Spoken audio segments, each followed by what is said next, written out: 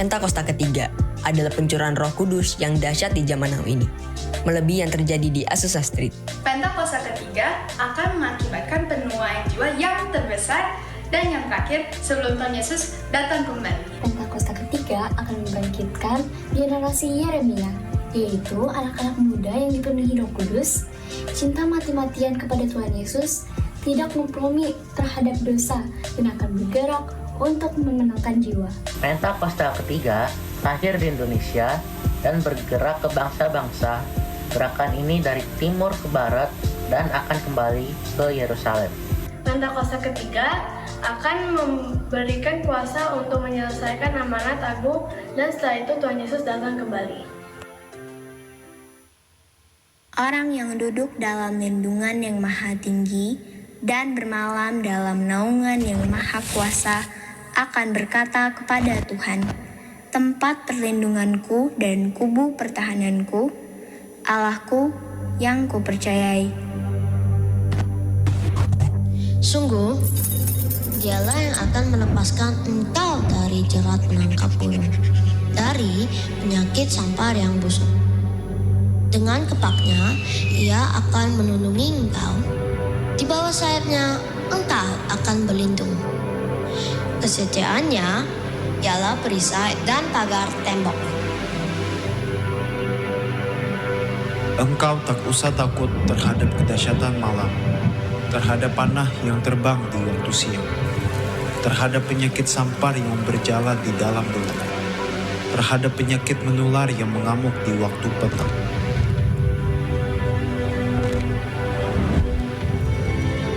Walau 1000 orang rebah di sisimu dan 10.000 di sebelah kananmu, tetapi itu tidak akan menimpamu. Engkau hanya menontonnya dengan matamu sendiri dan melihat pembalasan terhadap orang-orang fasik.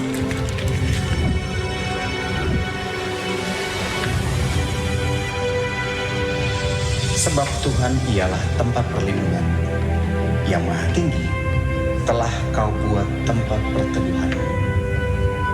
Malapetaka tidak akan menimpa kamu, dan tulah tidak akan mendekat kepada kemah. Sebab malaikat-malaikatnya akan diperintahkannya kepadamu untuk menjaga engkau di segala jalanmu. Mereka akan menatang engkau di atas tangannya, supaya kakimu jangan terantuk kepada batu.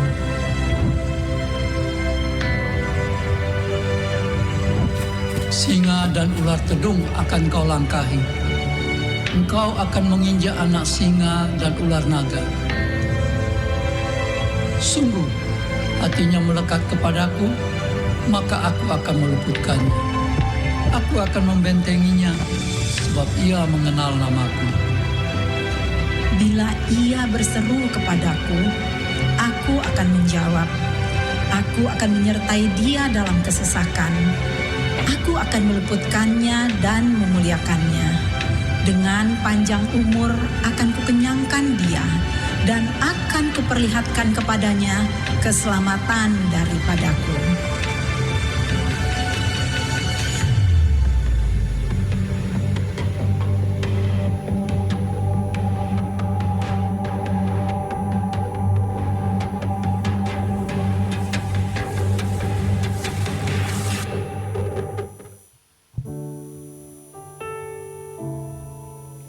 Shalom saudara, memasuki tahun 2023, kita mendapatkan tuntunan dari ayat 2 Korintus 2 ayat 14 yang berkata, tetapi syukur bagi Allah yang dalam Kristus selalu membawa kami di jalan kemenangannya.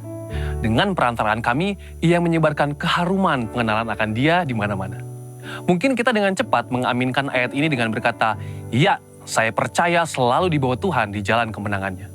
Tetapi apakah jalan kemenangan yang dimaksud oleh ayat ini? Apakah kemenangan di sini diartikan sebagai berkat materi? Mari kita simak penjelasan dari ayat tersebut yang syarat dengan makna dan perenungan yang dalam tentang tujuan hidup orang Kristen dalam edisi Voice of Pentecost kali ini dengan tema Jalan Salib, Jalan Kemenangan. Istilah jalan kemenangan atau triumphal procession memiliki gambaran tradisi kerajaan Romawi yang selalu melakukan parade atau arak-arak kemenangan setelah pasukan Romawi kembali dengan kemenangan dari peperangan. Biasanya, setelah mereka menang perang, sang jenderal akan kembali ke kota Roma dengan gegap gempita dan sorak-sorai, disertai dengan iringan tahanan perang yang nanti akan dihukum mati di kota Roma atau dijadikan budak. Tentu Paulus sangat familiar dengan parade ini, karena ini adalah peristiwa yang meriah yang dirayakan oleh hampir seisi kota Roma. Ketika kita mengerti latar belakang ini, maka sungguh sangat mencengangkan. Paulus berusaha menjelaskan bahwa dia bukanlah sang jenderal perang tersebut atau komandan perang yang berjalan bersama dengan bangga. Tetapi Paulus adalah tawanan perang itu sendiri. Paulus menggambarkan dirinya sebagai tawanan perang yang diarak menuju kematiannya sebagai martir demi menyebarkan aroma Injil kemanapun dia pergi. Coba perhatikan beberapa ayat yang Paulus tulis mengenai pelayanannya. Dalam 1 Korintus 4 ayat 19 dikatakan, sebab menurut pendapatku Allah memberikan kepada kami para rasul tempat yang paling rendah, sama seperti orang-orang yang telah dijatuhi hukuman mati. Sebab kami telah menjadi tontonan bagi dunia, bagi malaikat-malaikat, dan bagi manusia. Lalu di dalam 2 Korintus 1 ayat 9 dikatakan, bahkan kami merasa seolah-olah kami telah dijatuhi hukuman mati. Tetapi hal itu terjadi supaya kami jangan menaruh kepercayaan pada diri kami sendiri, tetapi hanya kepada Allah yang membangkitkan orang-orang mati. Juga dalam 2 Korintus 4 ayat 10 dikatakan, kami senantiasa membawa kematian Yesus di dalam tubuh kami, supaya kehidupan Yesus juga menjadi nyata di dalam tubuh kami. Bagaimana kita bisa memahami ayat-ayat yang keras seperti ini? Sesungguhnya, Paulus sedang mengajarkan bahwa jalan kemenangan di dalam kehidupan orang percaya adalah jalan salib. Orang-orang yang mengerti bahwa mengikuti Yesus itu ada harga yang harus dibayar. Dan Yesus sudah memberikan yang terbaik, yaitu nyawanya sendiri, sehingga sudah sepatutnya kita hidup bagi Kristus. Ayat ini mengajak kita untuk merenungkan dan menghidupi penderitaan Kristus ketika Dia memikul salib menggantikan kita. Memang kita tidak bisa menggantikan karya Kristus di kayu salib, tetapi kuasa salib dan pesan kematian Yesus harus selalu hadir dalam kehidupan dan pelayanan kita. Inilah yang Paulus maksudkan ketika dia berkata, dengan perantaraan kami, ia menyebarkan keharuman pengenalan akan Dia di mana-mana. Dengan kata lain, kehidupan kita sebagai pengikut Kristus hendaknya dikenal sebagai orang yang menyebarkan Injil dan kabar baik itu di mana-mana. Lewat hidup kita, orang boleh melihat Kristus dan Injil itu nyata. Paulus pun sudah berbicara di dalam 1 Korintus 1 ayat 17-18, sebab Kristus mengutus aku bukan untuk membaptis, tetapi untuk memberitakan Injil. Dan itu pun bukan dengan hikmat perkataan, supaya salib Kristus jangan menjadi sia-sia. Sebab pemberitaan tentang salib memang adalah kebodohan bagi mereka yang akan binasa. Tetapi bagi kita yang diselamatkan, pemberitaan itu adalah kekuatan Allah. Dari semua penjelasan ini, kita dapat mengambil kesimpulan bahwa kehidupan yang kita jalani sebagai pengikut Kristus, baik itu dalam keadaan suka maupun duka, baik itu dalam keadaan diberkati atau dalam pergumulan, semuanya dapat digunakan sebagai kesaksian bagaimana Kristus bekerja di dalam dan melalui kita. Melalui keadaan baik, sukacita dan berkat-berkat yang kita terima dari Tuhan, itu menjadi kesaksian bagaimana Tuhan mengasihi dan memberkati kita. Namun melalui jalan salib yang kita jalani, perjalanan itu menjadi kesaksian bagaimana Kristus setia menjaga, merawat, membela, dan memberi kekuatan serta kemenangan bagi kita. Kehidupan kita sebagai pengikut Kristus dalam menempuh jalan salib itu menjadi bukti akan penyertaan Kristus dan menjadi bukti bahwa mengikut Kristus adalah jalan kemenangan. Saudara, untuk penjelasan lebih lanjut dari tim teologi kami, silakan buka link yang ada di atas atau scan QR Code yang tersedia. Mari kita bangkit, jadilah pemenang. Haleluya. Good morning Growth Center Church. Shalom. Lebih lagi katakan shalom. Saya mau lihat tangan-tangan yang diberkati Tuhan. Boleh lambaikan tangannya. Haleluya. Saudara bersukacita amin pagi ini. Mari saya undang kita semua bangkit berdiri saudara. Tengok kiri kanannya bilang, mari bersukacita di dalam Tuhan. Haleluya.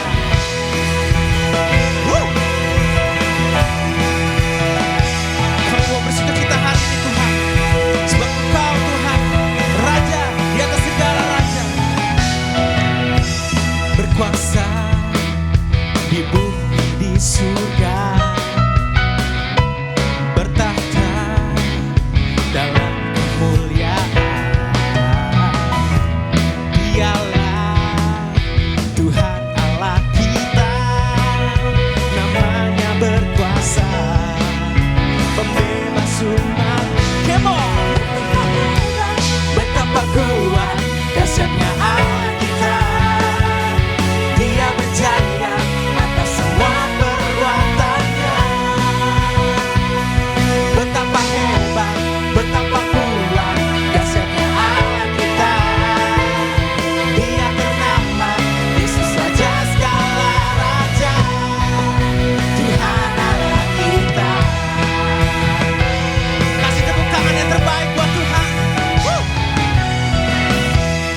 berkuasa di bumi di surga, bertakhta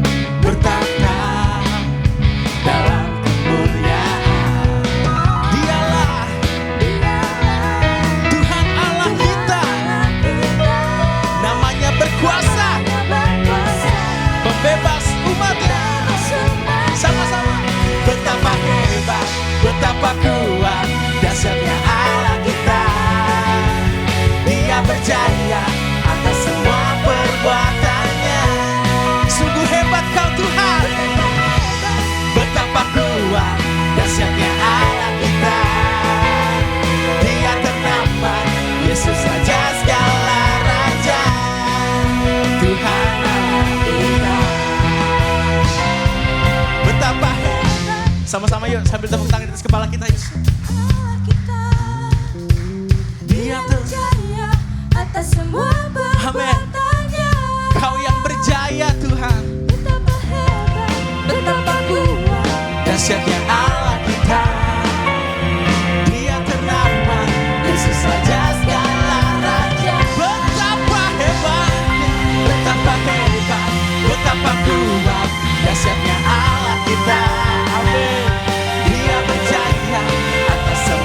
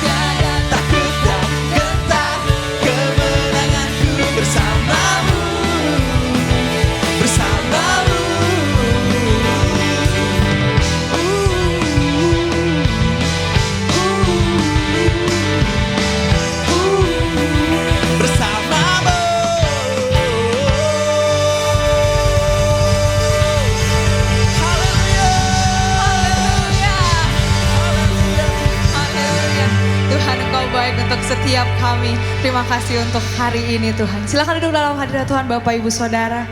Mari sama-sama kita siapkan hati kita pagi hari ini. Kita mau masuk lebih lagi dalam hadirat Tuhan.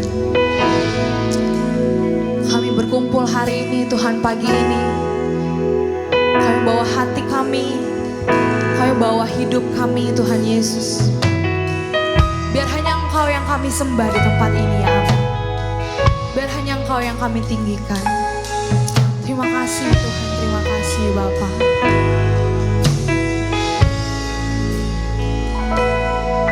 Selain Kau tiada yang lain, hanya Kau milikku di surga.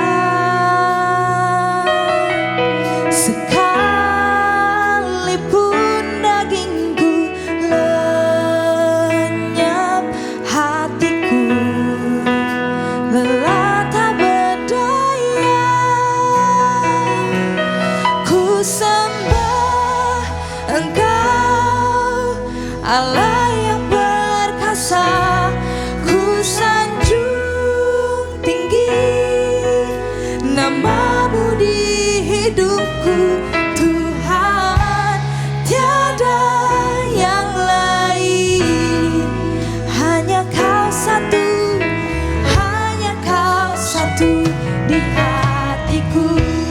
Mari kita tepuk tangan buat Tuhan kita.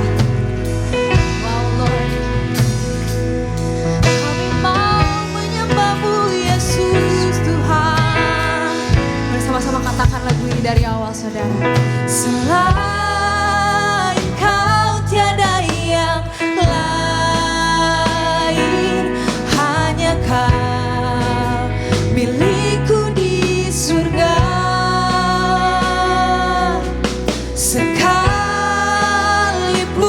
dagingku lenyap, hatiku lelah tak berdaya.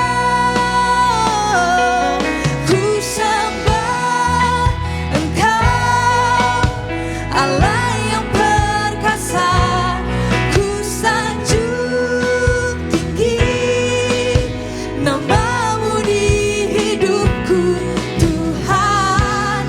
Tiada yang lain, oh, hanya Kau satu di hatiku. Ku sembah Engkau, ku sembah Engkau, Allah yang perkasa, ku sanjung tinggi nama-Mu di hidupku Tuhan. Tiada yang lain, hanya Kau satu di hatiku. Mari lebih lagi sama-sama sembah Dia. Ku sembah Engkau,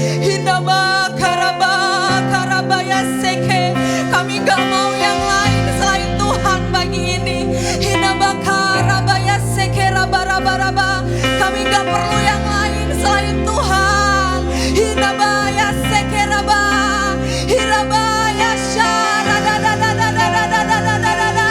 Mari penuhi hati kami lagi Tuhan. Penuhi hati kami dengan cinta-Mu lagi Tuhan.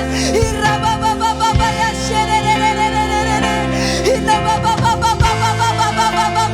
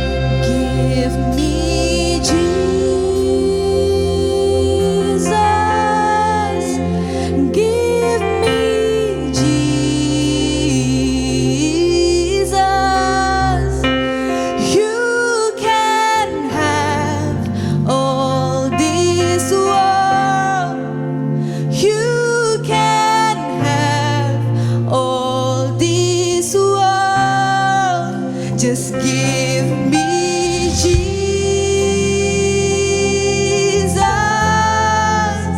Give me Jesus. You can have all this world. You can have all this world. Give me Jesus.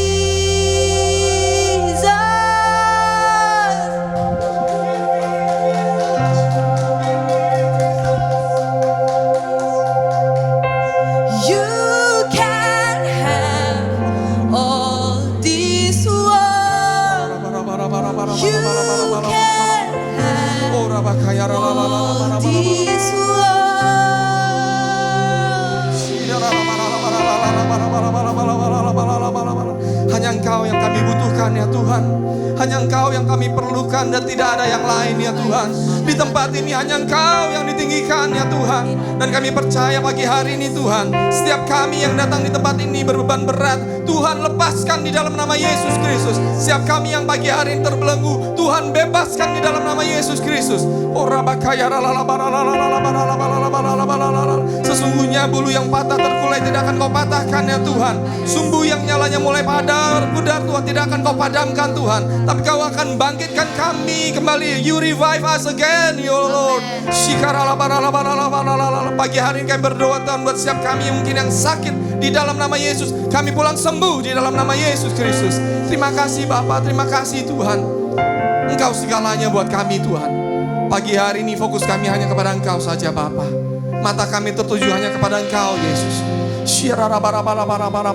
Pagi hari ini Bapa kami juga berdoa Tuhan buat para pemimpin kami Tuhan. Mereka yang berjaga-jaga atas hidup kami, atas jiwa kami Tuhan.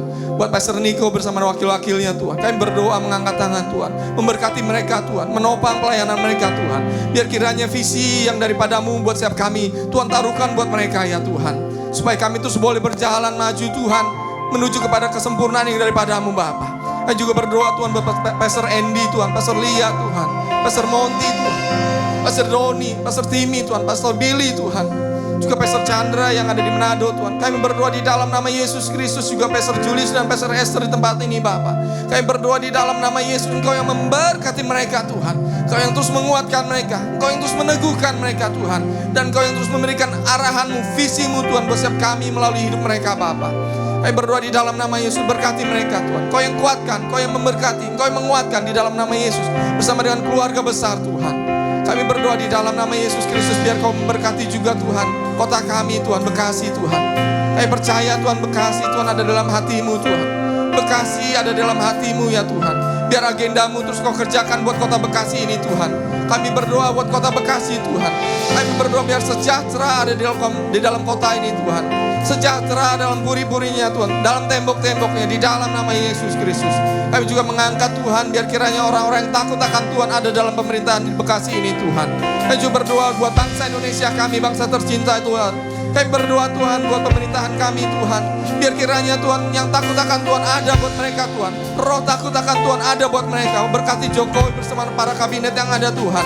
Kami berdoa Tuhan buat setiap eksekutif, legislatif, yudikatif. Biar kiranya Engkau memberkati mereka sekali lagi Tuhan. Takut akan Tuhan ada buat mereka. Hikmat yang daripada Tuhan ada memenuhi mereka untuk memimpin negara ini Tuhan. Dan kami berdoa sekali lagi Tuhan, biar sejahtera ada buat Indonesia Tuhan. Sentosa ada buat Indonesia di dalam nama Yesus Kristus. Dan biarlah gereja-gerejamu yang ada di Indonesia Tuhan boleh menjadi dampak, boleh menjadi berkat. Kami semua Tuhan boleh berdampak, boleh menjadi berkat buat bangsa ini di dalam nama Yesus Kristus. Terima kasih Bapa, kami juga berdoa pada pagi hari ini Tuhan buat hamba-Mu yang akan menyampaikan kebenaran firman-Mu Tuhan. Kau memberkati Tuhan hamba-Mu yang akan menyampaikan kebenaran firman-Mu, Pastor Julius, Pastor Esther Tuhan. Kau urapi di dalam nama Yesus Kristus. Kau memberkati di dalam nama Yesus. Biar setiap apa yang menjadi isi hatimu Tuhan taruhkan buat hamba-Mu Bapa. Terima kasih Bapa, terima kasih. Kami serahkan doa ini semua ke dalam tangan-Mu. Hanya di dalam nama Tuhan Yesus Kristus kami berdoa. Haleluya, sama-sama katakan amin. Silakan duduk saudara. Tadi udah pengen nyanyi. Amin soalnya. Shalom Ya. Bapak Ibu. Shalom. Wah, shalom semuanya. Shalom. Ya. Oke. Minggu lalu saya deg-degan, Pastor Rudy juga deg-degan, semua juga deg-degan. Tetapi saya tahu deg-degannya bikin saya Deg-degan ngerti. kenapa? Deg-degannya karena nggak lihat saudara seminggu. Oh, ya kangen ya seminggu nggak ada. Kangen. Apa kabar Bapak Ibu Saudara? Waduh. Apa kabar Bapak Ibu Saudara? Luar biasa. Oke. Saudara sekali lagi mungkin sound bisa kecilin agak feedback di sini. Saudara sekali lagi saya sebelumnya mengucapkan terima kasih sebesar-besarnya buat saudara semua. Karena buat saudara yang memberi buah sulung ataupun yang belum memberi, saya mau kasih laporan bahwa buah sulung gereja ini di bulan Februari kemarin adalah buah sulung yang tertinggi sepanjang gereja ini ada saudara. Kasih tepuk tangan dong buat saudara semua. Dan Kalau bilang tertinggi langsung bilang berapa Pastor, berapa? Ya tertinggi dari tahun lalu 2 kali lipat dari tahun lalu saudara. Wow. Dan seperti saudara tahu, yes, saudara minggu ini kita juga sudah siap-siap, kelihatan banget kan saudara, mallnya makin tambah luar biasa. Sehingga saya percaya bahwa apapun yang kita berikan itu sedang disiapkan untuk gedung kita yang baru. Dengan kapasitas 400 bangku saudara. 2 kali lipat dari ini. Dan gereja anak akan punya 2 ruangan. Jadi kita akan punya 2 lantai saudara. So exciting untuk saudara melihat saya untuk berkata, Pastor saya boleh gak bantuin nanti ngangkat-ngangkat? Boleh saudara, nanti kita akan pindah mulai bulan Mei, kita akan siap-siap karena April banyak yang pulang kampung. Pastor saya mau pulang kampung ke Brebes, Pastor saya mau pulang kampung. Pesan saya yang pulang kampung dari sekarang saya ngomong ya saudara ya, oleh-oleh buat Grow Center Bekasi. Wah banyak ya saudara. Dan sekali lagi buat saudara yang hari ini kita sama-sama siap memberi di awal bulan. Siap memberi di awal bulan saudara. Di depan saudara ada QR code dan ada kotak kolektor ketika saudara keluar nanti. Saudara yuk give perpuluhan dengan terbaik, give persembahan dengan terbaik saudara. Dan saya percaya kalau memberi pasti diberkati. Kita sama-sama berdoa saudara. Tuhan berkati tangan kami, berkati semua berkat yang kau berikan dalam hidup kami. Dan kami siap mengembalikan bagiannya Tuhan di bulan ini dengan ucapan syukur dalam nama Bapa Putra Roh Kudus. Amin. Amin. Oke, sebelum membacakan pengumuman, adakah Bapak Ibu yang baru pertama kali hadir di tempat ini? Hai Aldi. Kalau ada, boleh angkat tangannya, kami ingin menyambut saudara. Jadi nggak diapa-apain, saudara cuma disambut. Adakah yang baru pertama, boleh angkat tangannya? Ayo angkat tangan. Oh wow, di belakang. Welcome di Grow Center Bekasi. Kalau belum ada home church, boleh hadir setiap minggunya. Dan pengumuman yang pertama, Bapak Ibu Saudara, untuk Generation Meeting setiap Sabtu jam 4 sore di tempat ini, di ruangan belakang. Jadi yang anak-anak muda, youth, yang college ataupun yang masih kuliah, yang udah kerja tapi belum menikah, silakan hadir setiap hari Sabtu jam 4 sore. Untuk saudara yang mau tahu lebih lanjut, silakan hubungi nomor yang tertera di layar. Ini nomornya RG WL yang tadi saudara. Iya. Nah itu dia. Oke, pengumuman yang selanjutnya adalah House of Prayer, rumah doa. Mungkin Bapak Ibu tanya, kok selama ini gak pernah diumumin lagi? Dan rumah doa ini tetap ada setiap Selasa dan Kamis jam 10, Rabu dan Jumat jam 6 pagi secara online di Zoom Bapak Ibu. Jadi yang mau ikut silahkan, ini terbuka buat umum. Dan selanjutnya untuk hari Sabtu mulai bulan Februari kemarin diadakan rumah doa secara onsite pada pukul 11 pagi. Jadi yang mau ikut doa bareng silahkan hadir di tempat ini hari Sabtu jam 11 secara onsite bukan online. Selanjutnya ada Azusa Street Prayer Tower. Ini adalah doa bersama dengan bangsa-bangsa. Nah ini juga udah lama gak saya umumin. Dan ini tetap ada, tidak berubah. Setiap hari Kamis jam 11 malam Grow Center sama-sama doa bersama dengan bangsa-bangsa yang lain. Ada dari Kanada, ada dari LA, ada dari Australia, semua bangsa, Papua, Manado ya. Semuanya ada. Jadi kita doa sama-sama setiap hari Kamis jam 11 malam. Lalu selanjutnya ada Growing Class. Growing Class. Iya. Dan saudara makasih banget. Sudah ada 60 orang yang ikut Growing Class saudara. Growing Class. Akan dimulai minggu depan dan akan ada di ruangan ini saudara. Growing Class itu belajar apa sih saudara? Saudara bisa lihat di tiang sebelah kiri saya ada GC 7.0 dan Home. Kami akan kita akan sama-sama belajar tentang nilai, value di keluarga ini. Dan ketika saudara ikut Growing Class, selangkah lagi akan bersama kami melayani sama-sama untuk melayani generasi ini. So, kalau saudara berkata, Pastor masih bisa nggak? Masih bisa nggak? Boleh, Andrea boleh berdiri. Saudara bisa lihat muka yang ini, saudara dan daftarkan.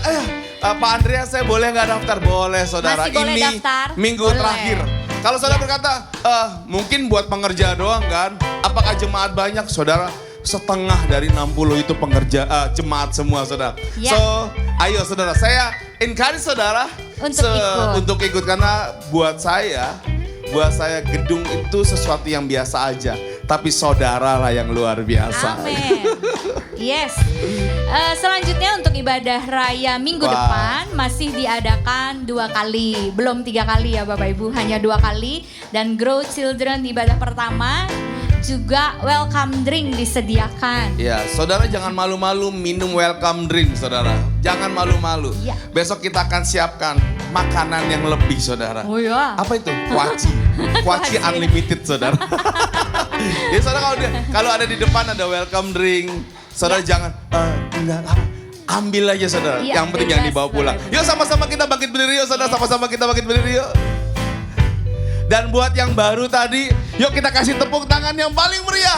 Welcome home. Selamat datang kembali di Grow Center. Saya percaya, wow, nggak ada yang boleh dilupakan di ruangan ini. So, hari ini kita akan sama-sama family time saudara.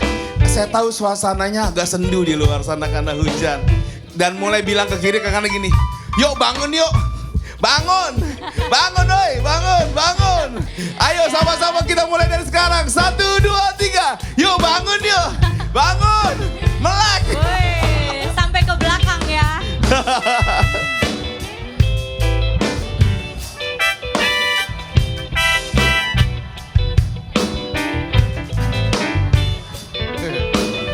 Wah, sudah mulai pada bangun. Sudah mulai pada bangun. Luar biasa, luar biasa. Kenapa? Yes. Luar biasa. Wow. Mulai pada kelihatan, udah bangun, aku udah bangun. Yuk kasih tepuk tangan, yuk.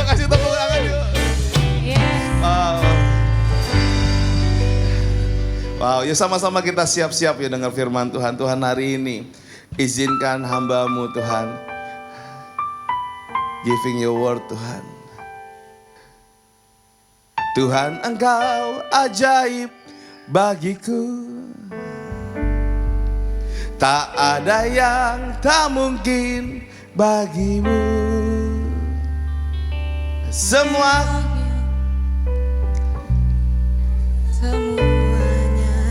amin. Tuhan Engkau ajaib bagiku. Sekali lagi sama-sama saudara yuk. Tuhan Engkau ajaib bagiku. Amin. Tak ada yang tak mungkin bagimu. Semua yang ku saksikan perbuatan tangan-Mu. Tuhan Engkau ajaib bagiku. Tuhan terima kasih untuk keajaiban Tuhan buat pagi hari ini. Di dalam nama Yesus sama-sama katakan amin. Kasih tepuk tangan saudara buat saudara Tuhan. Silakan duduk saudara. Giliran nyanyi lagu lama saya pun suka lupa saudara. Tapi saya appreciate banget buat RG tadi karena dia nyanyi lagu yang paling susah hari ini.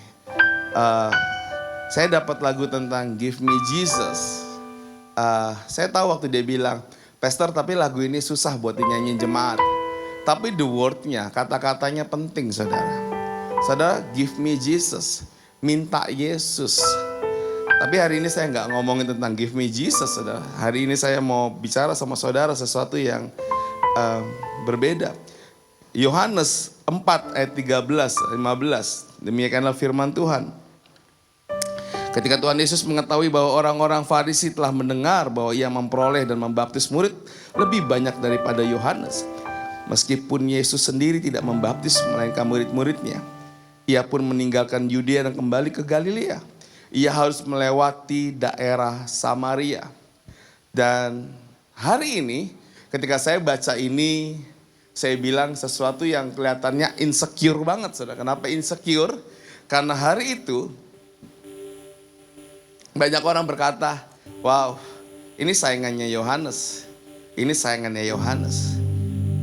Tapi Yesus bilang, bukan aku yang baptis, tapi murid-muridku. Dia mulai menyingkir, dia mulai jalan, saudara. Tapi ada sesuatu yang saya mau underline di kalimat ini, saudara. Kalimat harus adalah sesuatu yang saudara harus perhatikan. Setuju saudara? Kalimat harus adalah sesuatu yang harus banget diperhatikan. Saudara kalau dengar kalimat saya harus banget diperhatikan. Itu bukan sebuah kalimat yang harus diabaikan. Selalu lagi kata harus saudara. Nah ada satu kata di sini bilang seperti ini. Ia harus melintasi daerah Samaria. Yesus harus melewati daerah Samaria. Dan pertanyaannya adalah saudara, kenapa harus? Kenapa harus? Yehuda, Israel itu terbagi dua saudara. Ada utara dan ada selatan. Saya tidak akan cerita tentang sejarah lebih banyak. Karena buat saya hari ini poinnya bukan tentang sejarah itu. Tapi yang saya mau bilang, ini suku Israel yang sangat-sangat bersahabat saudara. Sangat-sangat deketan banget. Kenapa? Karena 12 suku, 10-nya ada di Samaria, 2-nya ada di selatan saudara. Tapi orang ini kadang-kadang kita ngalami yang sama saudara. Bersahabat, mohon maaf bukan bersahabat saudara. Satu keluarga tapi nggak akur. Pernah ngalami saudara? Satu keluarga tapi nggak akur. Yes, mereka nggak akur saudara. Kenapa mereka nggak akur? Karena ada sebuah keputusan yang membuat mereka itu merasa jadi tersisih. Karena kawin campur saudara. Nah pertanyaannya adalah, kenapa Yesus harus ke sana? Kenapa Yesus harus ke Samaria? Ada apa sih di Samaria? Karena perselisihan itu saudara, membuat orang Israel dari selatan, kalau mau jalan dari Yudea ke Galilea saudara, mereka harus menghindari kota Samaria. Saking ada syak di hati, saking ngerasa, aku nih yang paling benar. Aku nih yang paling benar walaupun cuma 2 suku di situ saudara. Aku setiap kali mau lewati tempat kamu, aku akan muter jalan lebih jauh. Kenapa? Nggak mau aja. Aku lebih hebat dibanding kamu. Kamu tuh bukan lagi suku yang 100% pilihan Tuhan. Kenapa? Karena kawin campur saudara. Tapi 10 suku yang ada ini berkata gini, enggak, kami nggak lakukan itu. Kami tetap pakai Taurat, kami tetap hal yang sama. Dan Taurat kami juga ada. Kamu kenapa menjauhi? Dan mereka akhirnya bersama-sama. Yang ini, yang dari selatan, kalau lewat utara dia muter. Yang dari utara pun kalau mau ke selatan muter saudara. Dan waktu saya baca ini saya kaget banget. Ini dalam satu rumah saudara. Dalam satu suku. Saya bilang rumah karena ada di Israel. Dalam satu suku, karena 12 suku harus jadi satu saudara. Dan Yesus ada kalimat di situ. Harus melewati Samaria. Mari kita sama-sama doa sekali lagi. Tuhan, izinkan aku hari ini. Izinkan kami ngerti hari ini. Kenapa kata harus itu ada buat hidup kami. Dalam nama Yesus, amin. Dan hari ini saya kasih tema khotbah saya. Nggak ada urusannya dengan perjalanan Yesus. Yang awal. Tapi saya kasih tema khotbah saya. Haus. Katakan sama-sama haus. Kenapa? Karena perjalanan memutar itu membutuhkan energi. Tapi ada satu kata, yaitu perjalanan Yesus menuju tempat yang harusnya dia pergi. Dia harus menuju Samaria. Waktu Yesus menuju Samaria, dia duduk saudara. Dia duduk kenapa? Capek. Bilang kiri kanannya, capek. Bilang capek gak sih? Haus, capek. Haus dan capek. Saudara, waktu saya baca ini tentang haus, saya cuma berpikir satu merek saudara. Saudara masih ingat merek ini saudara? Kalau saudara di pinggir-pinggir jalan biasa ada kopi yang mereknya ini saudara. Saya nggak boleh sebut saudara. Dan kita biasanya setiap kali melihat ini kita pengen minum. Nah pertanyaannya kenapa Yesus harus ke Samaria? Saya mau bilang satu kalimat saudara di tema ini. Karena haus. Karena haus. Yesus haus sama air seakan-akan. Yesus haus karena dia capek dan dia haus. Nah pertanyaan saya saudara. Saya pernah ngalamin haus. Saya pernah ngalamin haus. Tapi saya tidak pernah ngalamin di mana saya haus, tiba-tiba Tuhan membaca hidup saya. Enggak. Saya tidak pernah haus dan tiba-tiba kayak ngalami pengurapan, pencurahan Roh Kudus. Enggak pernah saudara. Kalau di gereja iya. Tapi pertanyaannya kan kembali lagi, kalau engkau haus, apa kau akan mengalami Tuhan, saudara? Nah, waktu saya berdiam diri, saya mulai ngerti. Banyak saya nggak usah ngomong saudara, banyak saya, ketika saya haus, ternyata saya bagi haus itu terbagi 3 hal, saudara. Pertama, haus sama Tuhan. Kalau saudara haus sama Tuhan, saudara nyembah Tuhan, saudara doa, wow, itu terjadi sesuatu yang luar biasa, haus sama Tuhan. Tapi ada haus yang lain, saudara. Haus kasih sayang. Yang ketiga, haus pengen A, B, C, D, E, F, G. Haus karena keinginan, saudara. Nah, rata-rata kalau kita haus, saudara, kita cuma berpikir tentang minum. Tapi berapa banyak kita ngalami ketika kita haus, saudara. Ada banyak orang bilang gini, Pastor, ada orang yang haus kekuasaan. Pastor, ada orang yang haus banget sama yang namanya cinta. Kalau nggak pacaran, nggak gandeng cowok, kayaknya hidup dia susah banget. Pastor, kayaknya ada yang haus banget pengen jadi orang kaya. Pastor, kayaknya haus banget karena pengen banget jalan-jalan. Lihat orang jalan-jalan, matanya pengen juga jalan-jalan. Haus entertainment. Haus. Waktu ke gereja, orang-orang yang haus ini sama seperti saya. Bisa ke gereja dengan berkata, Kau Tuhan yang memegang janjimu. Bisa rohani banget, saudara. Tapi orang-orang haus seperti yang saya alami adalah orang-orang yang ketika haus itu berusaha tahan diri kalau di gereja. Tahan banget diri untuk di gereja. Dan menyembunyikan rasa haus yang dari dunia. Yang kita pikirin memang enak, memang pantas, memang luar biasa banget. Dan kita berkata kalau di gereja kita hausnya cuma sama Tuhan aja. Kita hausnya cuma sama siapa, saudara? Tuhan aja. Makanya kalau orang di gereja bisa damai ya di gereja. Tapi waktu kembali ke dunia Senin sampai hari Jumat, tiba-tiba kehausan dia itu kayak seperti dahaga yang gak ada habisnya, saudara. Waktu dia mulai, enak nih hari Senin kita mulai pergi ke Malaysia contohnya. Wah, hari Selasa kita pergi ke Los Angeles. Setiap engkau pergi liburan, pulang, itu seperti ada sesuatu yang, kok rasanya ada yang hilang ya. Kok aku haus lagi ya, habis liburan enak nih. Kok kayaknya hambar ya. Habis megang uang, dapat uang misalnya, dapat rezeki jadi orang diberkati. Megang uang 1 miliar, 1 miliar. Terus mulai jajan segala macam. Tapi setelah itu, udah habis. Dapat lagi 2 miliar, wow. Terus jajan lagi, ada sesuatu yang hambar. Dan orang-orang yang haus, yang ngalami seperti saya, itu akan ngalami yang namanya benar-benar seperti kering kerontang, saudara. Tapi waktu di gereja, orang-orang itu seperti saya, saudara, bisa nangis. Tuhan Yesus. Bahkan mungkin cuma bisa diem. Kenapa? Karena hausnya, haus diri kita sama Tuhan, itu sudah kalah dengan hausnya diri kita kepada yang lain, saudara. Kepada yang lain. Saya ingat banget 3 tahun yang lalu sebelum saya bersama-sama Pastor Andi ada di dalam wadah ini, saudara. Saya ingat banget, saya berjalan dengan begitu banyak anak muda di ruangan ini, saudara.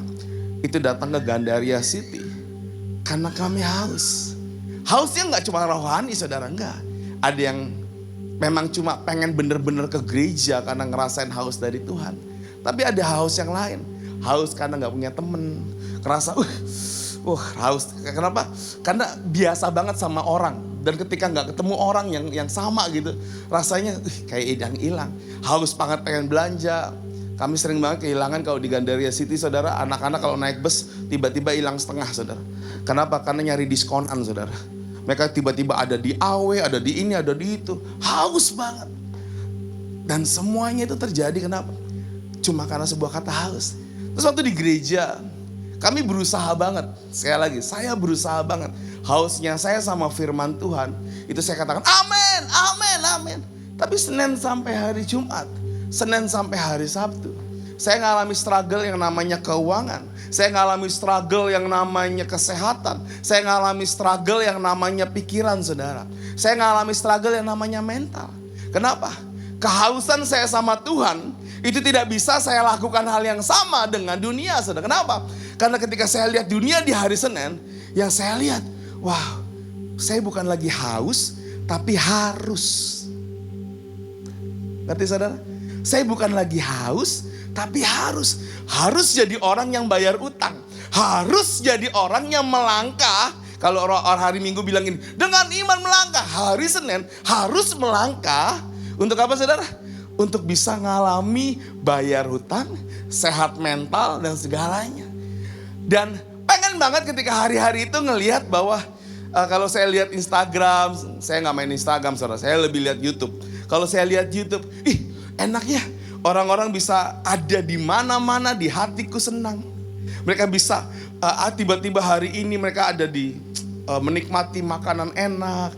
Tiba-tiba hari besoknya mereka pakai vlog, saya nggak ngerti bahasa itu saudara. Tiba-tiba mereka udah makan yang berbeda lagi dengan kayaknya uangnya nggak terbatas saudara.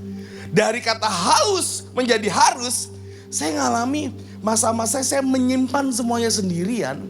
Sehingga yang kata orang gini, harusnya kamu tuh bener-bener begini. Harusnya kamu tuh bener-bener begini Julius. Begini tuh gimana? Kamu harusnya pakai cara dunia. Ini penting Julius, kalau enggak kamu enggak akan sukses. Ini penting Julius, gimana caranya harus? Yaitu harus, kamu harus gimana caranya biar bisnismu berhasil. Kamu harus begini supaya kamu diberkati melimpah-limpah. Tapi waktu hari Minggu saya diajarin Tuhan haus. Seninnya harus. Pertanyaannya, paling mudah haus atau harus? Jujur, lebih banyak kita dan saya pakai kata harus. Dan waktu kita pakai kata harus, segala sesuatu yang kita tidak dapatkan, kita simpan di hati. Segala sesuatu yang gagal, yang bikin kita ngerasa kayak gini, kok gini sih? Kita simpan di hati. Kita simpan di hati. Semua yang pengen banget, yang harus banget kita dapetin dan kita gak wujudin, bukan berubah jadi haus, tapi jadi sesuatu yang kita kunci di pikiran kita. Udah gak apa-apa, ini mah emang kita gak bakal dapet. Sedangkan Tuhan bilang gini, engkau adalah kepala dan bukan? Engkau adalah kepala dan bukan? Tapi kalau ke gereja sama hari Senin sampai Sabtu, beda pastor. Beda, enakan hari Minggu. Tapi waktu hari Senin ketika ngadepi kenyataan, itu kadang-kadang bikin hidup saya simpan segala sesuatu yang buruknya waktu hari Minggu. Kenapa? Karena saya tahu saya cuma boleh saya cuma boleh haus sama Tuhan. Saya harus menyimpan segala sesuatunya di hati saya. Nah waktu saya baca tentang ini, saya belajar tentang haus ini gak mudah saudara. Haus, Yohanes 4 ayat 6 bilang seperti ini. Di situ terdapat sumur Yakub. Yesus sangat letih oleh perjalanan karena ia duduk di pinggir sumur. Hari kira-kira pukul 12. Maka datanglah seorang perempuan Samaria hendak menimpa air. Kata Yesus kepadanya, berilah aku minum. Perempuan Samaria ini sesuatu yang aneh buat saya waktu saya belajar ini saudara. Kenapa? Karena saya tahu kebiasaan dia untuk menimba air jam 12 siang adalah kebiasaan yang tidak dilakukan oleh semua wanita lain. Kenapa seperti itu saudara? Karena saya percaya wanita ini menyimpan kata harus yang disembunyikan di hidupnya. Dia malu ketemu orang-orang lain. Kenapa? Karena di Samaria sama seperti orang lain, orang nyimba itu pagi dan sore. Tapi hari itu Yesus harus ke Samaria. Dan waktu ke Samaria, Yesus ketemu orang Samaria, seorang wanita yang bawa. Dan waktu dia bawa tempayan, dia lakukan itu di jam 12 siang. Di mana orang tidak ada yang berkumpul di sumur itu. Semuanya ada di rumah masing-masing. Kenapa? Karena panas terik saudara. Wow. So, hausnya Tuhan ketemu harusnya wanita ini saudara. Kenapa saya bilang harusnya wanita ini? Karena wanita ini menyimpan banyak hal di hidupnya. Dia malu saudara. Dia malu. Dia malu ketemu orang. Dia malu ketemu, bahkan hari itu dia malu bang ketemu Yesus. Kenapa? Karena orang Yahudi gak bisa ketemu orang Samaria. Gak bisa ngomong saudara. Tapi hari itu Yesus berkata lebih dahulu, kasih aku minum dong. Dan wanita itu kaget saudara. Hah? Dari seseorang yang harus menanggung segala sesuatunya sendiri. Harus menanggung segala sesuatunya sendiri. Tiba-tiba dia ketemu seseorang yang berkata gini, aku haus. Kasih aku minum dong. kasih aku minum, kasih aku minum. Dan wanita itu mulai berkata, tapi kalau aku kasih gimana ya? Pertentangan di pikirannya adalah gini, Senin sampai Jumat, Senin sampai Sabtu, aku ini buat dosa loh. Tapi ada orang yang minta aku air. Gimana ya? Ini orang, mohon maaf bahasa saya izinkan saya berbahasa seperti ini. Ini pelayan Tuhan loh yang minta loh. Ini hamba Tuhan loh. Ini Yesus loh. Saya ini orang salah. Mulut saya itu kebun binatangnya banyak. Saya ngelukai bapak saya. Saya benci sama keluarga saya. Saya ini kotoran banget. Dan orang tahu saya ini kotoran. So, saya datang ke sumur itu 12 siang. Karena saya tahu di jam itu gak ada yang bisa judge saya. Karena saya tidak bercampur dengan orang-orang kudus itu. Orang-orang kudus itu saya tidak bercampur. Harus ketemu sama haus. Tapi saya mau bilang sesuatu yang sederhana kepada saudara. Yohanes 14 ayat 15 berkata gini. Kata perempuan itu kepadanya, Tuhan berikan aku di air itu, supaya aku tidak haus dan tidak usah datang lagi. Sesuatu yang kayaknya seperti loncat, saudara. Tiba-tiba Tuhan ngomong seperti itu. No, loncat seperti loncat. Tapi saya mau kasih tahu saudara, banyak dari kita pengen banget cepat selesai. Setuju gak saudara? Dari harus menuju haus. Dan kita pengen banget kadang-kadang lihat gini. Orang itu bisa loh diampuni dosanya dan tiba-tiba berhasil. Tiba-tiba dia bisa nangis-nangis dan tiba-tiba utangnya selesai dan segala macamnya selesai. Banyak orang pengen ambil jalan pintas itu saudara. Tapi ketahuilah saudara, Alkitab tidak pernah kasih jalan pintas kepada kita semua saudara. Kenapa? Karena saya mau kasih tahu saudara, Tuhan tahu cerita saudara. Tuhan tahu apa saudara? Lihat kiri kanannya saudara. Tuhan tahu ceritamu. Ya, lihat kiri kanan saudara. Tuhan tahu ceritamu. Dan ketika saya tulis ini saudara, saya mulai teringat sama diri saya sendiri. Tuhan tahu cerita saya. Ini keluarga saya saudara, papa dan mama saya. Boleh gak papa mama berdiri? Boleh dong. Ini papa mama saya saudara. Makasih Bapak. Saya happy banget jadi keluarga mereka saudara. Anak mereka happy banget. Tapi ada masa-masa gelap. Semua keluarga punya masa-masa gelap saudara. Ada masa-masa gelap. Saya pernah lihat papa mama saya sesuatu yang saya tidak menyenangkan untuk diceritakan. Tapi beberapa tahun yang lalu, mungkin 10 tahun yang lalu ya Pak ya, kita pelayanan sama-sama. Saya tuh selalu dinubuatkan sama papa saya saudara. Oke, orang ada nubuatin saya, tapi papa saya selalu nubuatin saya untuk jadi hamba Tuhan. Saya pengennya jadi penerbang saudara. Tapi penerbang yang takut ketinggian adalah penerbang yang konyol saudara. Dan saya takut ketinggian saudara. Gara-gara siapa? Gara-gara papa saya juga. Tapi yang saya paling mau bilang gini saudara. Saya punya sakit hati yang luar biasa sama papa saya saudara. Sakit hati yang ditimbulkan dari ketidakmengertian papa saya. Bahwa anaknya bisa merekam itu dalam memori saudara. Anaknya bisa merekam itu dalam memori. Karena petikan papa dan mama saya tidak selancar jalan tol saudara. Seperti orang Indonesia biasanya. Dan ketika saya mulai ngakuin dalam seminar dulu namanya HMC saudara. Saya bilang, Pak, saya kesal banget sama papa. Saya gak pernah bisa cerita sama papa saya saudara. Cerita panjang adalah sesuatu yang mustahil saya ceritakan. Karena di benak saya, anak cowok ngobrol sama papanya itu aneh banget. Kalau anak cewek ketemu sama papanya itu deket banget. Dan itu selalu ada di benak saya saudara. Sehingga buat saya itu saya lebih senang ketemu mama, ngobrol sama mama. Tapi tahukah saudara, suatu ketika kami ada di sebuah KKR saudara. Seminar saudara.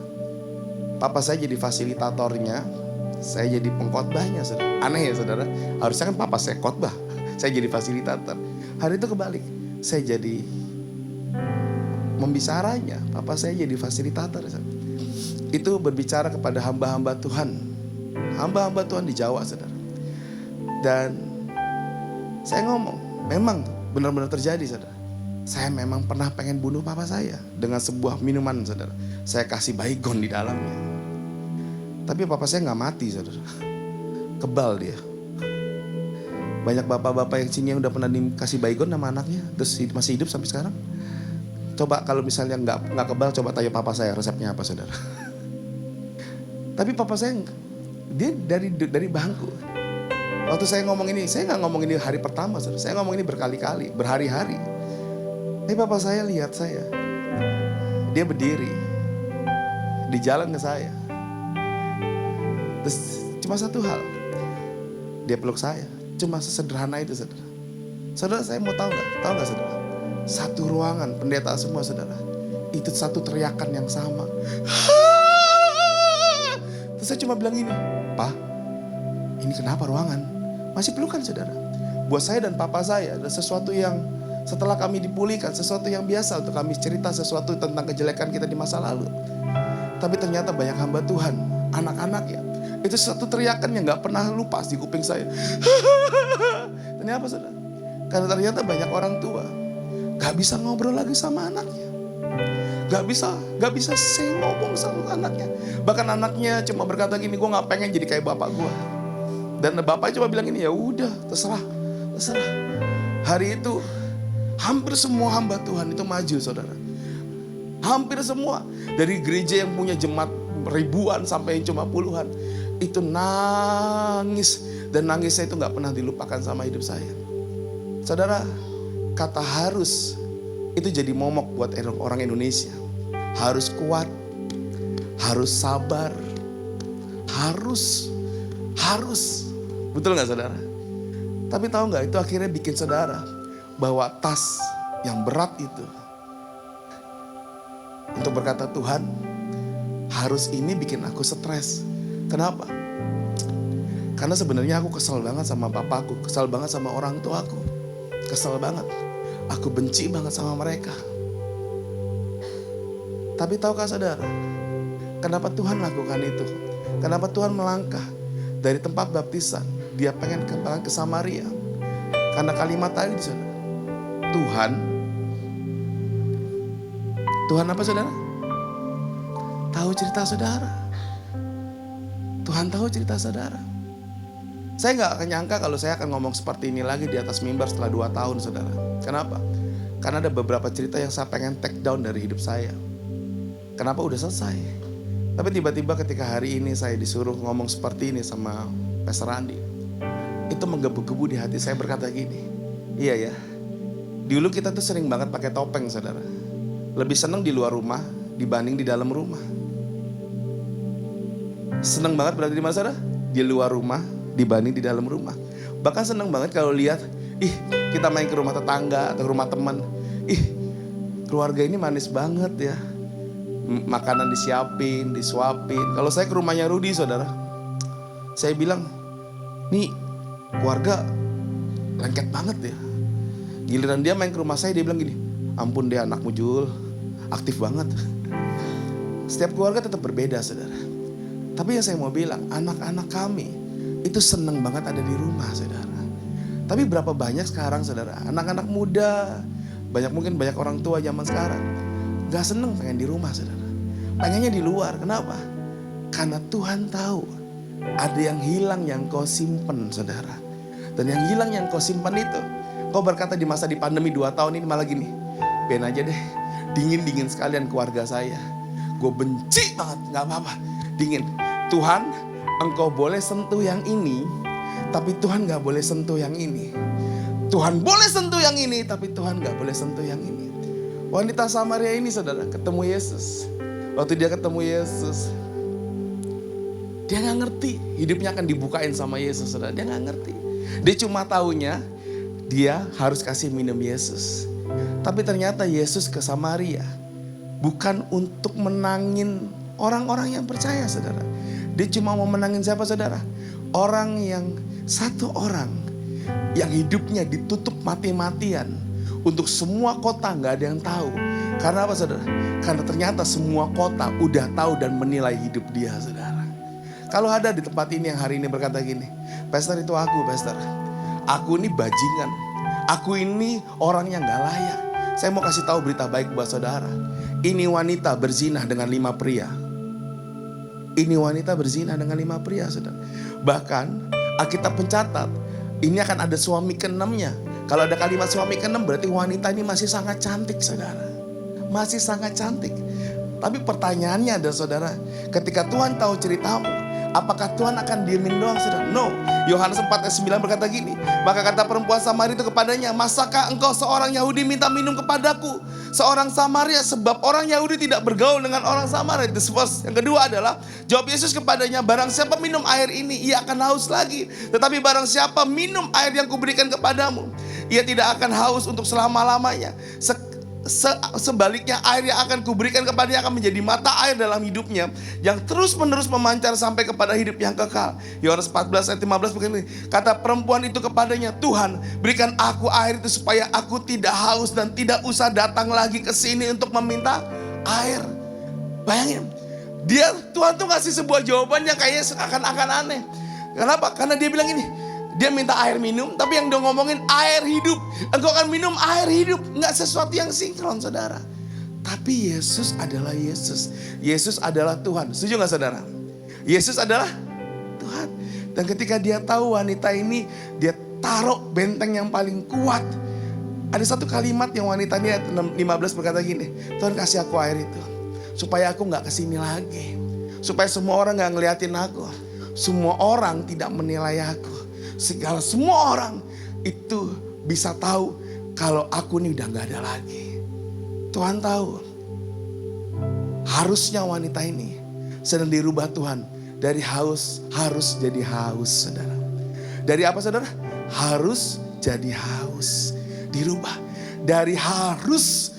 Wah, tiba-tiba Tuhan bilang gini, ayo minum air yang ada padaku. Gak akan haus lagi. Wanita dirubah dari kalimat menyimpan jadi mulai terbuka. Menyimpan jadi mulai terbuka. Waktu saya dan orang tua saya mulai share hal ini kepada hamba Tuhan, orang-orang pendeta, saudara. Kami bisa aja simpan itu, saudara. Tapi saya ingat banget hari itu, Tuhan jamah ibadah itu, saudara. Sama seperti seperempuan Samaria ini, Tuhan jamah. Waktu Tuhan jamah, saudara, saya dan papa saya bisa ngomong. Bukan karena masa lalu, tapi bisa ngomong, kami bisa mengampuni karena kami lihat masa depan yang jauh lebih baik, saudara. Pertanyaannya, banyak orang yang tetap seperti wanita Samaria ini harus disimpan. Saya mau kasih berita baik sama saudara. Yesus kasih hausnya saudara untuk membuka harus jadi haus. Pertanyaan gimana caranya, Pastor? Sederhana, saudara, sederhana banget. Would you tell me who I am? Itulah jawabannya. Mau gak izinkan Tuhan ceritain siapa diri saudara? Mau gak izinkan Tuhan ceritain siapa diri saudara? Waktu saya mulai dipulihkan, saudara, saya mulai dekat sama papa saya. Akhirnya saya bisa ngomong sama papa saya, Pak, yang saya gak suka dari papa A, B, C, D, E, F, G. Papa saya juga ngomong yang sama. Kamu tahu gak, kamu juga A, B, C, D, E. Dan kita berdua tidak dengan intonasi yang tinggi, banyak sedikit tertawa. Kenapa? Karena selama ini karena komunikasi yang gak baik, setiap papa ngomong kita berpikir marah. Ketika saya ngomong sedikit kayak seperti pemberontak. Tapi ketika sudah dipulihkan, saudara, A, B, C, D, E, itu terbuka, saudara. Would you? Pengen tahu gak, saudara, sebenarnya seperti apa? Jangan sampai kelihatannya seakan-akan rohani, saudara. Sedangkan di rumah, Anda sangat tidak rohani. Jangan seakan-akan Anda ke gereja, terus tiba-tiba berkata, wuhu, aku pemenang. Sebenarnya Anda adalah orang yang paling kalah di kehidupan nyata, saudara. Tuhan gak pernah mau bikin itu. So, makanya Tuhan berkata, engkau harus lihat segala sesuatu dari hidupmu. Dan perempuan Samaria dikasih lihat dengan jelas, saudara. Sesuatu yang dia simpan dari kalimat harus, jadi haus. Dia buka hidup dia. Dengan cara apa, saudara? Dengan cara Tuhan ngomong. Tuhan ngomong dengan dahsyat banget. Yohanes 4 ayat 16 berkata gini. Kata Yesus kepadanya, pergilah panggillah suamimu dan datang ke sini. Kata perempuan, aku tidak punya suami. Kata Yesus kepadanya, tepat katamu bahwa engkau tidak punya suami. Sebab engkau sudah mempunyai 5 suami dan yang ada sekarang padamu bukanlah suamimu. Dalam hal ini engkau berkata benar. Waktu Tuhan bukain, saudara, Dari harus jadi haus. Wanita ini terkejut, kenapa? Wow, hidupku dibukain banget sama Tuhan. Oh, dia tahu semuanya. Berapa banyak saudara, ketika kau ketemu hamba Tuhan, engkau simpen rapat-rapat, tiba-tiba Tuhan ngomong sama hamba Tuhan itu, bla bla bla bla bla, dan kau begini, loh, kok dia tahu? Ada yang bongkar ya, ada yang bongkar ya, ada yang bongkar ya, ada yang bongkar ya. Tapi saya mau kasih tahu saudara, nggak perlu ada hamba Tuhan datang ketemu saudara dan membongkar hidup saudara. Saudara cuma tinggal bilang apa saudara? Dari harus menyimpan, jadi haus sama Tuhan dan berkata, Tuhan itu aku Tuhan. Yes, aku pengen kabur. Aku pengen bunuh diri Tuhan. Aku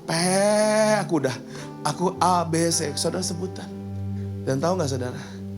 Yesus yang gak kelihatan itu akan jamah hidup saudara. Dari harus jadi haus. Dan waktu dari haus, engkau diselamatkan saudara. Pertanyaan yang paling mudah adalah kalimat diselamatkan. Pertanyaan sulitnya adalah, Pastor, apa yang harus aku lakukan? Buka. Tapi Pastor, kalau aku buka, ini kalimat-kalimatnya yang aku simpen, itu rahasia Pastor. Saudara, buka sama manusia, saudara bisa diomongin. Tapi tahu gak saudara, suka gak suka, apapun yang kau simpen, pertanyaan ini, Tuhan tahu gak saudara? Mau simpen seperti apapun, mohon maaf saudara, biasa ngomong kebun binatang, bahkan bertekad mungkin. Kalau sekarang hari-hari ini saya dengar ada influencer yang ngomong, kalau sekarang mending gak punya anak itu terbaik. Jangan punya anak, kita bahagia aja. Lagi jadi musim saudara, lagi musim kalimat-kalimat itu. Saya mau katakan saudara, orang yang harus itu biasanya punya luka di sini. Sama seperti saya punya luka sama papa saya, saudara. Punya luka, dia simpen habis-habisan. Waktu dia jalan sama orang lain, dia cari orang yang sama dia, saudara. Senasib sama dia. Dia bisa having fun. Tapi saya mau bilang, orang yang seperti ini, mereka akan ngalamin masa-masa hausnya gak pernah selesai, saudara. Kenapa? Yang mereka cari, bahasa saya saudara, bandel versi zaman-zaman sekarang saudara. Mungkin minum obat, mungkin mungkin banyak hal saudara. Tapi Tuhan tidak pernah menghindari Samaria. Tuhan tidak pernah menghindari orang yang berdosa. Tuhan tidak pernah menghindari orang yang kabur dari dia. Tuhan datang saudara. Dia bilang, aku harus ke Samaria. Aku harus ketemu saudara. Terus ketika saya ngomongin sama Pastor Randi, Pastor cuma bilang gini, Jul, yuk saving the lost yuk. Terus saya bilang, Pastor, kan udah banyak di gereja, di Gancet udah banyak Pastor. No Jul, saving the lost tuh bahkan orang di dalam gereja pun banyak yang lagi hilang Jul. Kelihatannya bahagia, tapi dia simpan banyak hal. Dia simpan banyak memori, dia simpan banyak trauma. Bahkan kalimatnya, nangis aja udah gak bisa. Kenapa? Karena dia simpan semuanya. Terus saya bilang, terus gimana caranya Pastor? Izinkan kita khotbah ini tentang bagaimana mereka dari harus jadi haus. Haus sama siapa? Haus sama Tuhan. Karena Tuhan bilang apa?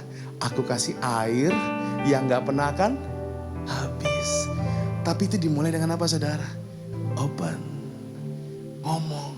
Waktu wanita ini diceritain sama Yesus, kamu begini. Wanita itu tiba-tiba terbelak. Wow, kok kamu tahu? Dia gak kenal Yesus saudara. Walaupun dia orang Yahudi, walaupun dia sembahyang di sinagog, dia gak kenal Yesus. Kok kamu tahu? Kok kamu tahu? Kok Yesus, kamu Mesias ya? Kok kamu tahu? Saya mau bilang sama saudara, Yesus tahu hidup saudara. Yesus tahu sesembunyi-sembunyinya, sekotor-kotornya, sejelek-jeleknya. Yesus tahu saudara. Tapi Pastor, aku takut ditolak. Pastor, kalau saya cerita, Pastor nanti gak mau dekat sama saya. Pastor mungkin gak akan, ini gereja kan gereja orang kudus. Hah? Mohon maaf saudara, kita gak ada yang kudus saudara. Kita semua berusaha untuk jadi lebih baik saudara. Kita sampai nanti mati pun, kita akan berusaha jadi lebih baik dan lebih baik saudara. Makanya gereja ini punya value saudara. Saya bisa aja gagal hari ini saudara. Bisa aja hari ini saya menyakiti istri saya. Kita sering berantem kan ya. Kadang-kadang berantem ya. Kadang-kadang ya. Kalau lagi nggak punya duit, jarang banget kita berdoa saudara. Tuhan minta uang enggak. Kadang-kadang kita, kamu sih boros. Dia bilang, enggak, kamu yang buka-buka Shopee, buka Tokped, kamu yang boros. Sama saudara, kita makan yang sama saudara. Tapi ketika kita mulai belajar, yang penting kan bukan berantemnya. Tuhan mau ngapain sama hidup kita. That's value saudara. Akhirnya kita belajar. Dan ketika kita belajar kita ngerti, rumah ini memang rumah. Tapi rumah ini dimulai dengan sebuah kalimat saudara. Rumah sakit. Kita semua pernah ngalamin jadi rumah sakit saudara. Jadi waktu gereja Grow Center diizinkan Tuhan ke depan jadi rumah sakit terbesar di Bekasi. Saya tahu ini musimnya kita jadi orang-orang yang sembuh sama Tuhan saudara. Karena besok-besok ketika rumah sakit ini ada, semua jemaat di sini akan datang ke rumah sakit dan berkata gini, kamu sakit jantung ya? Iya. Ayo ngomong. Ngomong apa? Dosamu ngomong sebelum dipanggil Tuhan. Hah? Wah, iya dia ngomong. Dan saudara tidak tertuduh. Saudara tidak tertuduh. Malah saudara akan berkata gini, ayo ampuni suamimu. Ayo ampuni anakmu. Dia mungkin nangis, dilawat Tuhan. Kalau sembuh, puji Tuhan. Kalau dipanggil pulang, dia pulang dengan damai sejahtera saudara. Bukan cuma terima Yesus, healingnya terjadi saudara. Dan itu yang terjadi sama kota Samaria. Ayat terakhir, mari kita baca keterbukaan.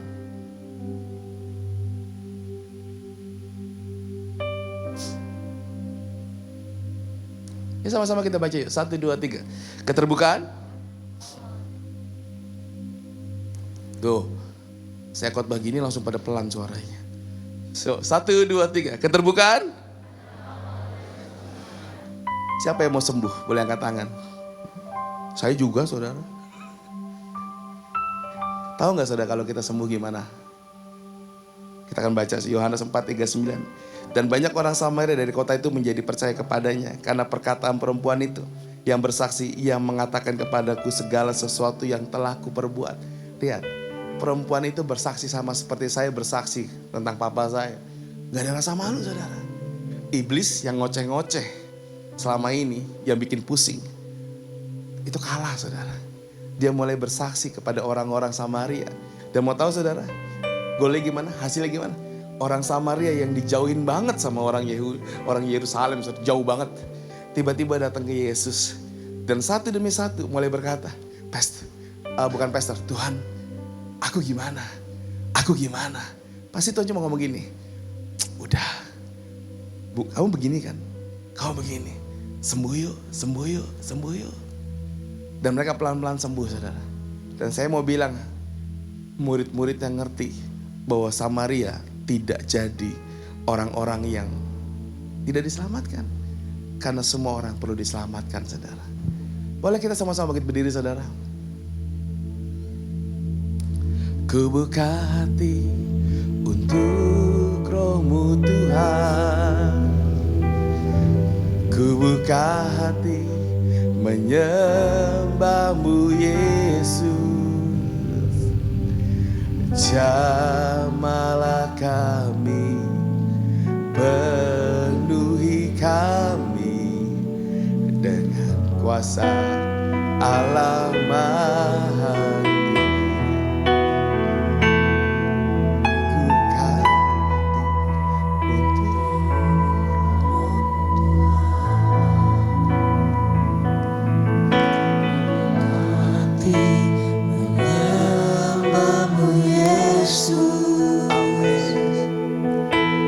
Jamahlah kami, penuhi kami dengan kuasa Allah Maha Tinggi. Ku buka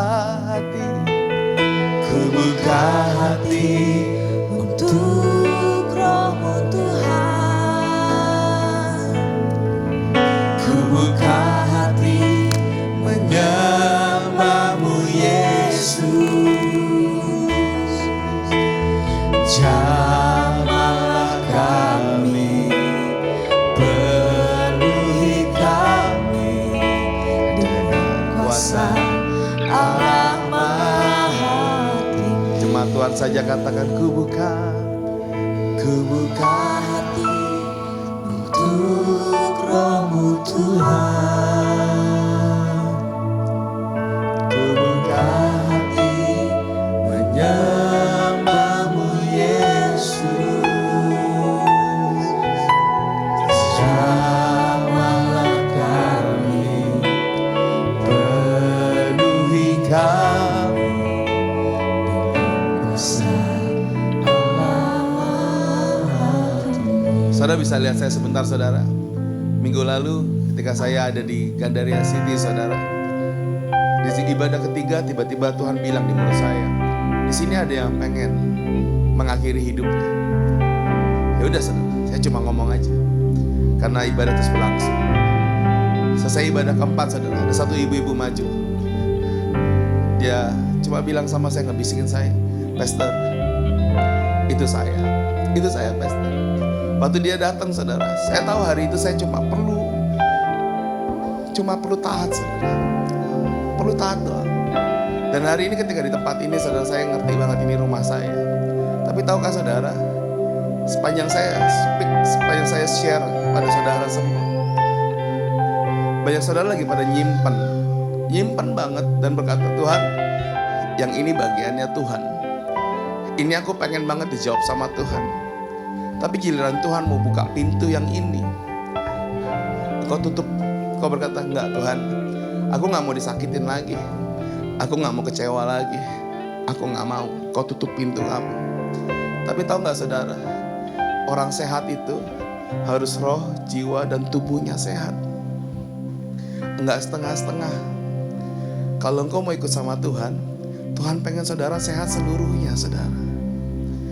Pertanyaannya, saudara, bukan mau atau enggak maunya, tapi yang paling berat, mau nggak ngasih itu ke Tuhan, saudara?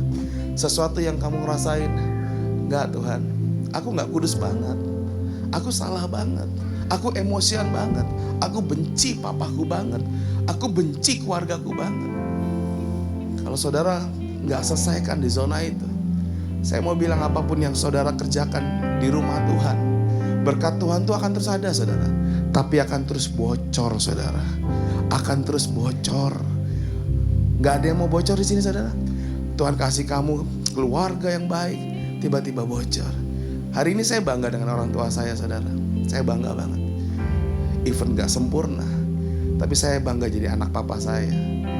Karena saya udah pulih, saudara. Papa saya udah pulih, saudara. Tapi saya mau saudara ngalami yang sama. Tutup mata kita sama-sama ya, saudara. Yuk.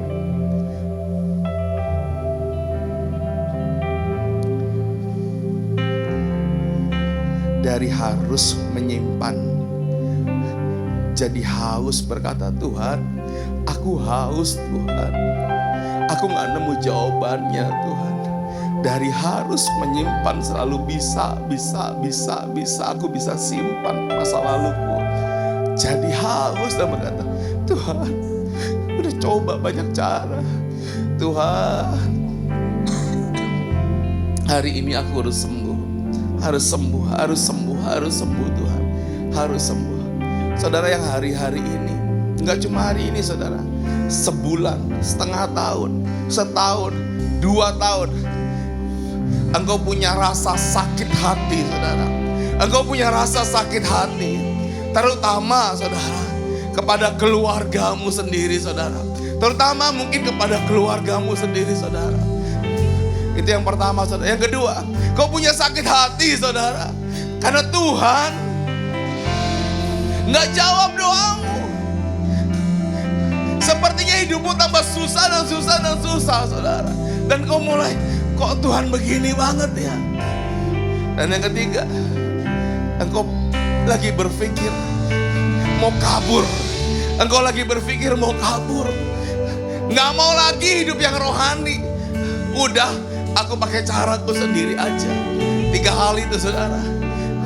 Kalau hari ini kau dari harus menjadi haus,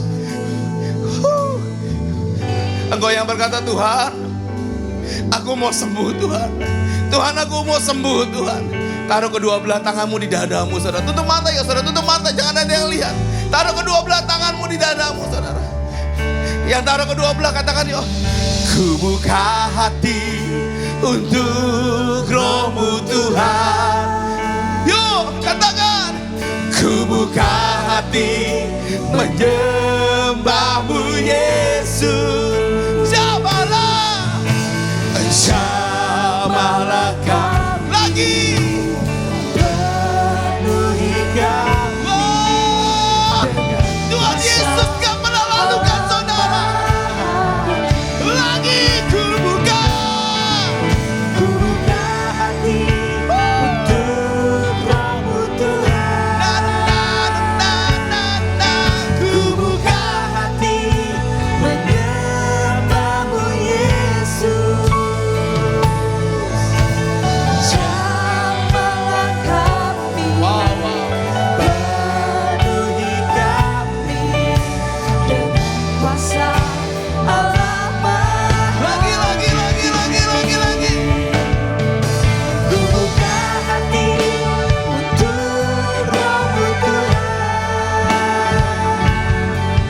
Ku buka hati menyembahmu Yesus. Jamahlah kami, penuhi kami dengan kuasa Allah Maha. Yuk sama saya semua jemaat katakan yuk. Dan ku buka hati untuk Roh-Mu Tuhan. Saya tahu masih ada yang menimbang-nimbang. Ku buka hati. Ayo jangan ragu. Jangan ragu, taruh kedua belah tangan. Tuhan mau sembuhin engkau. Tuhan mau sembuhin engkau. Jamahlah kami. Amin. Penuhi kami dengan kuasa. Yuk sekali lagi yuk. Sekali lagi. Ku buka hati. Ku buka hati untuk Roh-Mu Tuhan. Roh-Mu Tuhan Yesus. Ku buka hati menyembahmu Yesus. Dan jamahlah kami, penuhi kami dengan kuasa Allah Maha Tinggi. Tuhan bilang ini, dan ku buka hati untuk wow God. Ku buka hati menyembahmu Yesus. Dan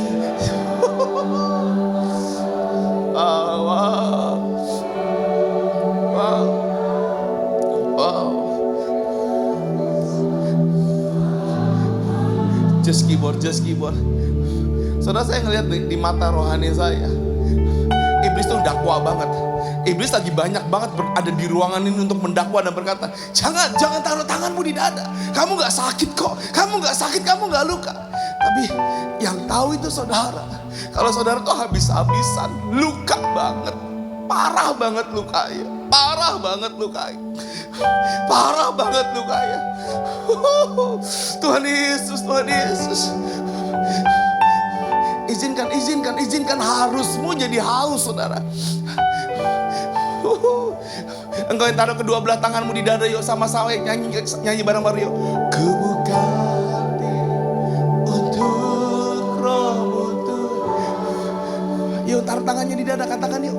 Kebuka hati menyembahmu Yesus. Amin.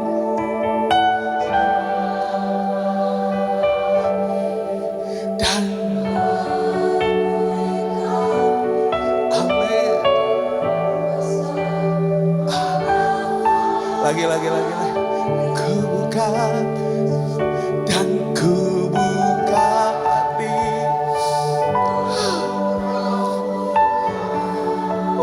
Tuhan Yesus. Ku buka hati. Amin. Dan jamahlah kami.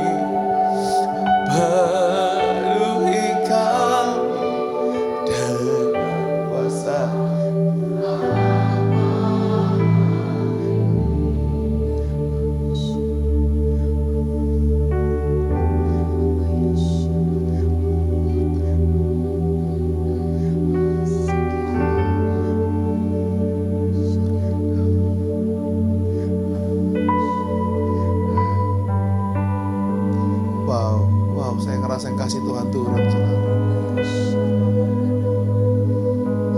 Makasih Tuhan, makasih. Makasih Tuhan, makasih. Makasih. Makasih Allah. Makasih Tuhan. Makasih Tuhan. Saudara, setelah selesai ibadah, saudara, saya buka altar ini buat saudara. Kenapa saudara? Karena saya tahu altar ini bukan berarti Anda orang berdosa maju altar call, saudara. No. Tapi altar ini bicara, Tuhan aku mau sembuh Tuhan. Tuhan aku mau sembuh. Tuhan aku mau sembuh. Tuhan aku mau sembuh. Mari saudara, engkau yang pengen sembuh sekali lagi itu. Saya kuat banget Tuhan gerakin dengan kuat saudara. Yang pengen banget disembuhkan Tuhan, angkat kedua belah tanganmu saudara. Angkat kedua belah tanganmu saudara. Angkat kedua belah tangan, jangan malu saudara. Wow, wow, wow, wow, wow. Wow, Tuhan, makasih buat hari ini. Hari ini surga menang. Hari ini surga menang. Surga menang. Surga menang. Surga menang. Surga menang. Tuhan Yesus makasih. Dan saya percaya buat semua saudara yang angkat kedua belah tangannya, izinkan saya berdoa buat saudara setelah ibadah ini selesai. Izinkan saudara, izinkan. Jangan pulang buru-buru saudara. Karena Tuhan mau rubah apa yang kau cari, hausnya Tuhan itu dikasih sama saudara. Jangan pulang saudara, jangan pulang. Saya minta istri saya, kita doa dulu ya saudara. Kita doa dulu. Tuhan, kami berdoa untuk rumah dapat terjual, amin. Biaya pendidikan anak-anak dicukupkan, amin. Dapat closing bulan ini dan mencapai target, amin. Mendapat pasangan hidup yang dari Tuhan, amin. Pemulihan pasca sesar, pertumbuhan anak dengan baik, amin. Anak mendapat pekerjaan baru yang lebih baik, amin. Sakit kaki cepat membaik, amin. Hubungan keluarga dipulihkan dan hati orang tua dilembutkan, amin. Segera mempunyai momongan, amin. Rencana liburan bersama keluarga berjalan dengan baik, amin. Masalah dihadapi selesai cepat, amin. Memperoleh hikmat dalam menyelesaikan deadline dengan baik, amin. Rencana tante pulang Indonesia dari US berjalan dengan lancar, amin. Kesembuhan tante dari kanker hati dalam nama Yesus, amin. Dana kuliah keponakan dicukupkan, amin. Skripsi anak bisa selesai tepat waktu dengan nilai terbaik, amin. Mama semakin pulih kesehatannya dan tumor tidak muncul lagi, amin. Ada yang ipar bertobat dan mau sungguh-sungguh hidup dalam Tuhan, amin. Operasi sinus di hari Senin berjalan dengan baik, amin, amin, amin. Dan inilah doa-doa yang dijawab oleh Tuhan. Kami mengucap syukur bahwa Engkau nyata ya Allah, menjawab setiap doa kami. Puji Tuhan, target bulan ini tercapai lebih daripada ekspektasi. Bersyukur bisa ada sampai hari ini dengan penyertaan Tuhan. Puji Tuhan bisa mengambil keputusan yang baik. Puji Tuhan bisa bayar kuliah di semester akhir dan memanage keuangan dengan baik lagi. Puji Tuhan dapat pekerjaan baru yang lebih baik dari sebelumnya. Haleluya. Terima kasih ya Abah, kami mengucap syukur Tuhan. Mari sama-sama kita mengucap syukur bahkan untuk kesehatan kita, untuk doa-doa yang sedang kita doakan. Karena kami percaya ya Tuhan, Kau akan menjawab setiap doa kami. Kau sedang mengerjakannya untuk kebaikan bagi kami yang mengasihi-Mu ya Allah. Mari sama-sama kita angkat kedua belah tangan kita yuk. Tuhanlah penjagamu, Tuhanlah naunganmu di sebelah tangan karena muatan tidak menyakiti engkau pada waktu siang atau bulan pada waktu malam.